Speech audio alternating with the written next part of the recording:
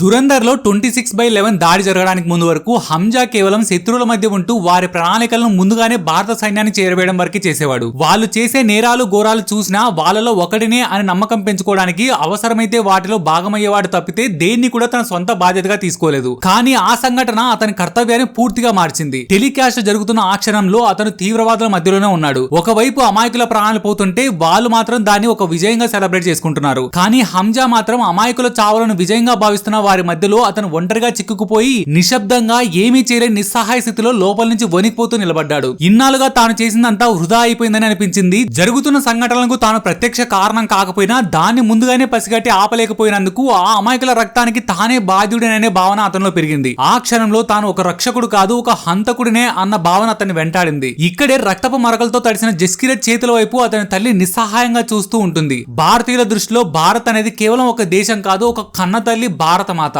ఆ పంట పొలం తాను పుట్టి పెరిగిన మాతృభూమిని సూచిస్తే జస్కిరత్ చేతులపై కనిపించే రక్తం ఆమె కన్నబిడ్డల రక్తాన్ని సూచిస్తోంది. తన తండ్రి మరణం అతనికి అన్ని కోల్పోవడం అంటే తెలిసింది. అదే బాధ ఇప్పుడు ఒక దేశం మొత్తం అనుభవిస్తోందని అర్థం చేసుకున్నాడు. అందుకే భరతమాత తన పిల్లల రక్తంతో తడిసిన తన చేతులను నిస్సహాయంగా చూస్తున్నట్టుగా అనిపించింది. ఇక్కడే జస్కిరత్ ఒక నిజాన్ని గ్రహించాడు. జరుగుతున్న అన్యాయాన్ని ఆపలేకపోతే తాను ధరించిన యూనిఫామ్ ఏదైనా కావచ్చు, అది ఎందుకు పనికిరాదని అతను అర్థం చేసుకున్నాడు. అక్కడి నుంచి అతని లక్ష్యం మారిపోయింది. ఇప్పటి వరకు వారిలో ఒకటిలా నటించిన అతను ఆ క్షణం తర్వాత వారిని నాశనం చేయడానికి వారిలాగే మారిపోయాడు. That scene represents the exact moment where Jaskirat dies inside and Hamza is born carrying the guilt, rage and a new purpose. This is where Operation Durandar truly begins by killing the human and creating a mission of destruction.